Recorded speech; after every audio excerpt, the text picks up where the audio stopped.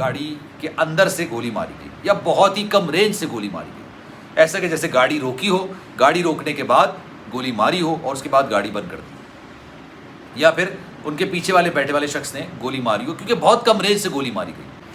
بسم اللہ الرحمن الرحیم، السلام علیکم، آپ کو خوش آمدید۔ میں ہوں سلمان مرزا اور آپ دیکھ رہے ہیں میرا YouTube channel some up with Salman Mirza. بہت شکریہ جناب، یہ ویڈیو دیکھنے کے لیے آپ سب نے وقت نکالا ہے، تہہ دل سے میں آپ سب کا شکریہ ادا کرتا ہوں، اور میری دعا ہے کہ آپ جہاں ہوں خیر و عافیت سے ہوں، صحت مند ہوں اور تندرست ہوں۔ جناب والا 26 تاریخ ہے، 26 اکتوبر، 10:30 بجے کا وقت ہے جب میں یہ ویڈیو بنا رہا ہوں۔ 2 روز پہلے ارشد شریف صاحب کو کینیا میں نیروبی سے کچھ فاصلے پر ایک ہائی وے پر بے دردی کے ساتھ قتل کر دیا گیا، 2 گولیاں ان کو ماری گئی۔ نیروبی پولیس کی جانب سے کینیا کی حکومت کی جانب سے متعدد بیانات نکل کر سامنے آئے، اور ہر بیان پچھلے بیان سے مختلف ہوا۔ پہلے کچھ بیان نکل کر آتا، پھر کچھ بیان نکل کر آتا، پھر اب کچھ بیان نکل کر آتا۔ وہاں پر ایک پوسٹ مارٹم بھی کیا گیا، ارشد شریف صاحب کا پاکستان میں جسد خاکی بھیجنے سے پہلے وہاں پر ان کا پوسٹ مارٹم کیا گیا، لیکن کیا کچھ پوسٹ مارٹم میں آیا کسی کو کچھ پتہ نہیں چلا۔ ایک کے بعد ایک وہ کہانیاں گڑھتے چلے جا رہے ہیں، لیکن اب کچھ چیزیں ایسی ہیں جو کہ واضح طور پر نکل کر سامنے آ رہی ہیں۔ ارشد شریف صاحب کو جو گولی لگی، جو ان کی موت کی وجہ بنی، کہا یہ جا رہا ہے کہ جناب گاڑی کو جب وہ فرار ہونے کی کوشش کی تو پیچھے سے فائر کیا گیا، 2 جانب سے فائر کیا گیا، ایک فرنٹ سے بھی اور ایک بیک سے بھی۔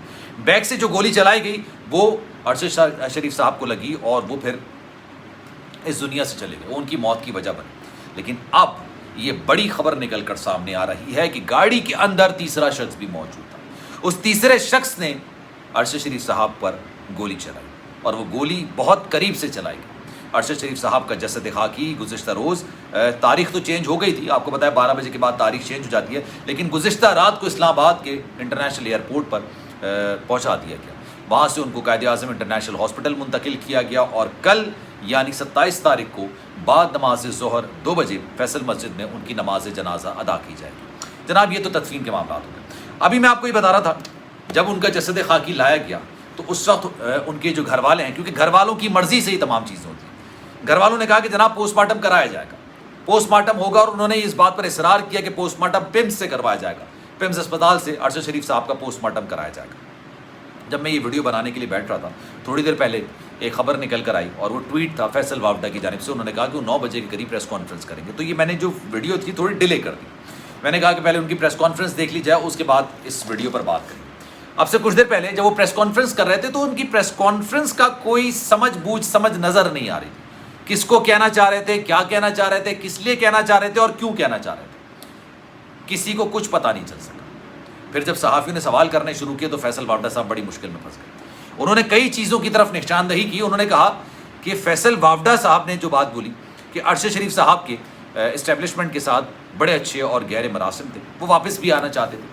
انہوں نے کہا کہ جناب یہ دیکھنا چاہیے کہ ان کی موت سے سب سے بڑا بینیفیشری کون ہے۔ پھر ان سے جب سوال کیا گیا، مختلف قسم کے سوالات کیے گئے، ان کو سمجھ نہیں آ رہا تھا وہ کس کی طرف اشارہ کریں، نام وہ لینا نہیں چاہتے تھے، نام وہ لے نہیں پا رہے تھے، اور آگاہی دینے کے لیے آ گئے تھے۔ لیکن خیر چلیں، یہ بات اپنی جگہ پہ، وہ جو مرضی چاہے کہیں، ان کی اپنی مرضی ہے، آزادی اظہار رائے کا حق ہونا چاہیے، جمہوریت کا حسن نہیں ہے۔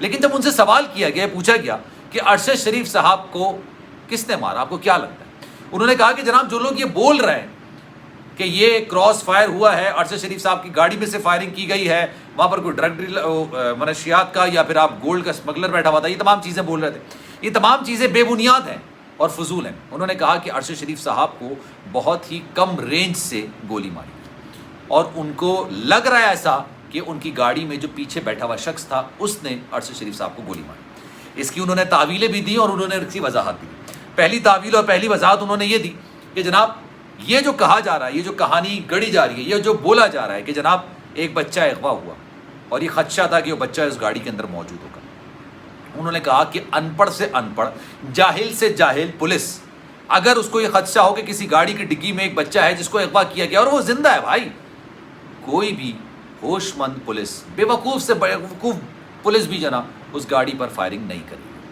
اس گاڑی کو مختلف طریقوں سے روکنے کی کوشش کرے گی، اس کا تعاقب کرنے کی کوشش کرے گی، لیکن اس گاڑی پر فائرنگ نہیں کرے گی۔ اگر فائرنگ کرے گی تو کیا اس کو یہ نہیں لگتا کہ بچے کو بھی گولی لگ سکتی ہے؟ وہ ٹائر پر گولی مارنے کی کوشش کرے گی، وہ ڈرائیور پر گولی مارنے کی کوشش کرے گی۔ انہوں نے بہت ساری چیزوں کی طرف نشاندہی کی۔ انہوں نے کہا کہ کینیا کی طرف جانا ایک عام بس کی بات نہیں تھی، ایک عام آدمی کے بس کی بات نہیں تھی۔ جس فارم ہاؤس میں وہ رہ رہے تھے وہاں پر کسی عام بس کے انسان کے بس کی بات نہیں تھی کہ وہاں پر جا کے رہ سکے. کیا کہنا چاہتے تھے, کس کو کہنا چاہتے تھے, کس لیے کہنا چاہتے تھے, یہ کچھ واضح نہیں ہو سکا. لیکن یہ تمام چیزیں نکل کر سامنے.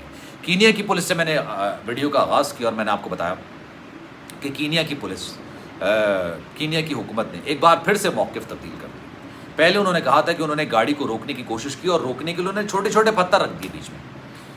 کسی بھی دنیا میں اس طرح سے گاڑی کو روکا جاتا نہیں, پتھروں کے اوپر سے گاڑی چلا دی جاتی ہے یار.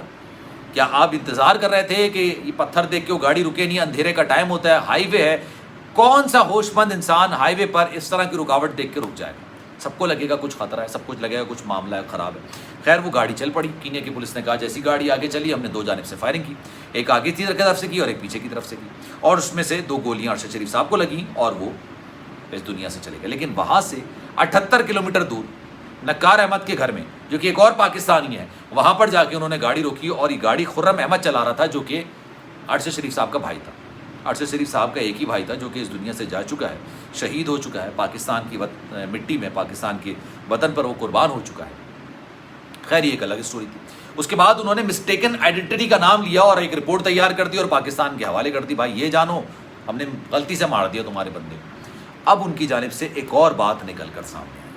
انہوں نے یہ بات بولی ہے کہ ارشد شریف صاحب کی گاڑی کے اندر سے بھی فائر کیا گیا, وہاں سے بھی فائرنگ کی گئی, اور جب وہ فائرنگ کی گئی تو اس کے نتیجے میں ایک پولیس کانسٹیبل زخمی ہو گیا. جب پولیس کانسٹیبل زخمی ہوا تو جناب پھر کیا ہوا, پھر پولیس نے جوابی فائرنگ کی. جب جوابی فائرنگ کی اس کے نتیجے میں ارشد شریف صاحب کی موت واقع ہوئی. یہ ان کا ایک نیا بیان نکل کر سامنے آیا. فیصل وافڈہ صاحب کا موقف یہ ہے, فیصل وافڈہ صاحب کا کہنا یہ ہے کہ جناب یہ گاڑی کے اندر سے گولی ماری گئی یا بہت ہی کم رینج سے گولی ماری گئی. ایسا کہ جیسے گاڑی روکی ہو, گاڑی روکنے کے بعد گولی ماری ہو اور اس کے بعد گاڑی بند کر دی, یا پھر ان کے پیچھے والے بیٹھے والے شخص نے گولی ماری ہو, کیونکہ بہت کم رینج سے گولی ماری گئی.